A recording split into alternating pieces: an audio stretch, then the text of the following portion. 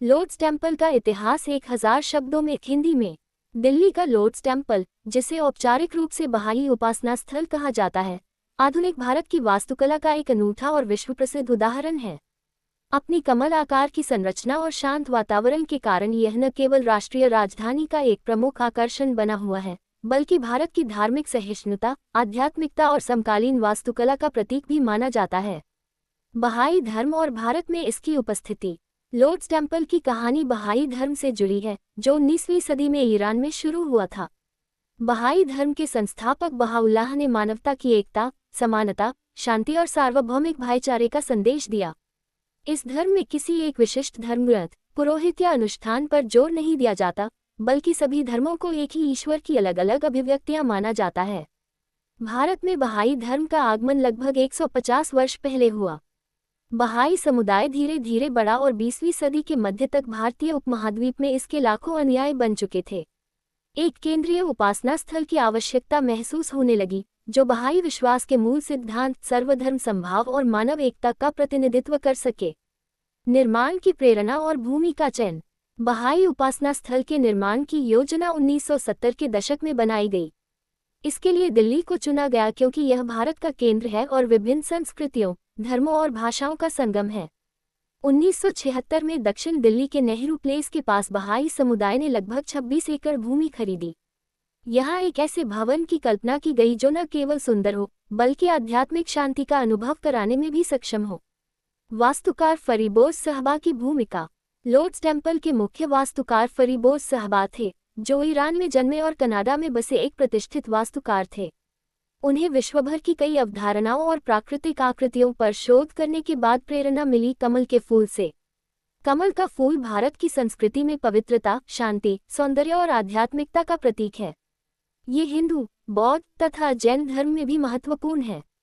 इसी कारण सहबा ने कमल को भवन की केंद्रीय संरचना बनाने का निर्णय लिया। डिजाइन की विशेषताएं। लोर्ड्स टेम्पल का डिजाइन 9 जल तालाबों और कमल की पंखुड़ियों से मिलता जुलता है। भवन 3 परतों में कुल 27 पंखुड़ियों से निर्मित है, जिन्हें 9 के समूह में सजाया गया है। ये पंखुड़ियां सफेद ग्रीक मार्बल से बनाई गई हैं, जिसे विशेष रूप से एथेंस से मंगवाया गया था। बहाई धर्म के अनुसार 9 संख्या पूर्णता और एकता का प्रतीक है। इसलिए मंदिर का आकार भी 9 कोणीय है और इसके 9 मुख्य द्वार हैं, जिनसे दुनिया के किसी भी हिस्से से आने वाले लोग आसानी से प्रवेश कर सकते हैं। ये भी एकता के संदेश का प्रतीक है।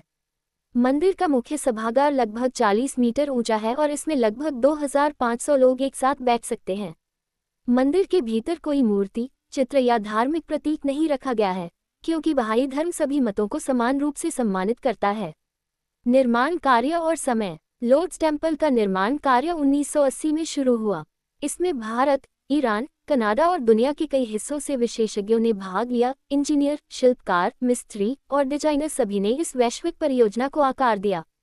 निर्माण को पूरा होने में लगभग 6 वर्ष लगे और अंततः 24 दिसंबर 1986 को मंदिर जनता के लिए खोल दिया गया।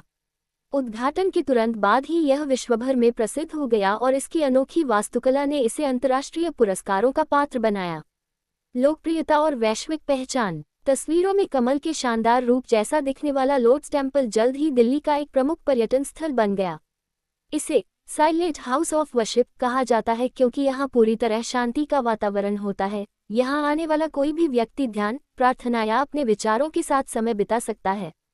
कुछ वर्षों के भीतर ही ये दुनिया के सबसे अधिक देखे जाने वाले वास्तुशिल्प स्थलों में शामिल हो गया।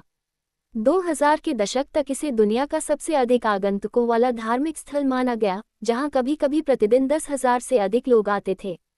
धार्मिक महत्व। लोर्ड्स टेम्पल बहाई धर्म के उन सिद्धांतों का प्रतिनिधित्व करता है जिनमें शामिल हैं धर्मों की समानता, ईश्वर की एकता, जाति, वर्ण, भाषा और समुदाय में भेद मिटाना, मानवता की सेवा को सर्वोच्च कर्तव्य मानना, सत्य की स्वतंत्र खोज। बहाई उपासना स्थलों में कोई धार्मिक उपदेश, रीति रिवाज या कर्मकांड नहीं होता। किसी भी धर्म का व्यक्ति यहाँ आकर अपने ढंग से प्रार्थना कर सकता है। यहाँ केवल पवित्र ग्रंथों के पाठ की अनुमति है। किसी भी प्रकार का भाषण, व्याख्यान या प्रचार वर्जित है। वास्तुकला और तकनीकी उत्कृष्टता। लोर्ड्स टेम्पल की संरचना सिर्फ धार्मिक या सांस्कृतिक महत्व ही नहीं रखती, यह आधुनिक इंजीनियरिंग का भी उत्कृष्ट उदाहरण है। मंदिर का भार स्टील के ढांचे पर नहीं बल्कि विशेष रूप से डिजाइन किए गए रेनफोर्स्ड कंक्रीट पर आधारित है। जल तालाबों का उपयोग सिर्फ सौंदर्य कारणों से नहीं किया गया, बल्कि वे भवन के तापमान को नियंत्रित करने में भी मदद करते हैं, जिससे दिल्ली की गर्मियों में भी अंदर का वातावरण अपेक्षाकृत शीतल रहता है। यह मंदिर दुनिया के उन चुनिंदा धार्मिक भवनों में है जहां पर्यावरण संरक्षण को प्राथमिकता दी गई है। वर्ष 2010 के बाद से यहां सौर ऊर्जा का भी उपयोग किया जा रहा है। राष्ट्रीय और अंतर्राष्ट्रीय सम्मान। लोर्ड्स टेम्पल को अब तक 40 से अधिक राष्ट्रीय और अंतर्राष्ट्रीय पुरस्कार मिल चुके हैं। इसे दुनिया की सबसे अच्छी वास्तुकला वाली इमारतों में गिना जाता है। कई वास्तुशिल्प पत्रिकाओं, शोध पुस्तकों और डाक टिकटों में इसका चित्र छपा है। इसका डिजाइन सिडनी ओपेरा हाउस और ईफिल टॉवर की तरह विश्व प्रतीक संरचनाओं की श्रेणी में शामिल किया जाता है। आज का लोर्ड्स टेम्पल। आज लोर्ड्स टेम्पल केवल एक धार्मिक स्थल नहीं, बल्कि भारत की आधुनिक पहचान, वास्तुकला कौशल और धार्मिक सहिष्णुता का प्रतीक बन चुका है। हर वर्ष लाखों लोग यहाँ आते हैं, चाहे वे भारत से हों या विदेश से। ये स्थान लोगों को शांति, धैर्य और आध्यात्मिक अनुभव प्रदान करता है। निष्कर्ष। लोर्ड्स टेम्पल का इतिहास केवल एक भवन के निर्माण की कहानी नहीं है, यह मानवता की एकता, सार्वभौमिक प्रेम और धार्मिक सामंजस्य की साक्षात अभिव्यक्ति है। इसकी कमल जैसी आकृति भारत की आध्यात्मिक विरासत का सम्मान करती है और इसकी चुप्पी आत्मा को भीतर तक छू जाती है। 1986 में खुलने के बाद से यह न केवल दिल्ली, बल्कि पूरे भारत की पहचान बन चुका है और दुनिया भर के लोगों के लिए प्रेरणा का स्रोत है। यदि आप चाहें, मैं इसके निर्माण की तिथियों की टाइमलाइन, 500 शब्दों का छोटा संस्करण, स्कूल असाइनमेंट के लिए सरल भाषा में सारांश भी तैयार कर सकता हूँ।